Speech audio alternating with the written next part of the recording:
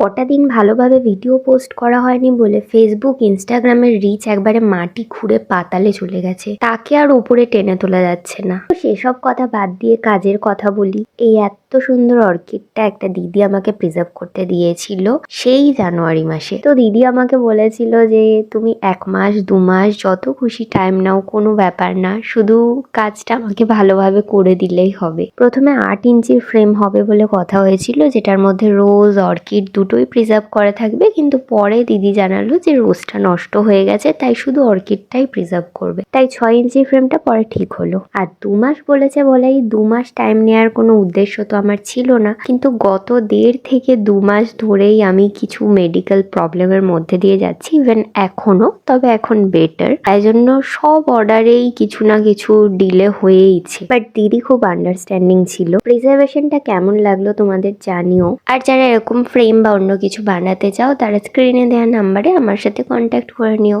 By.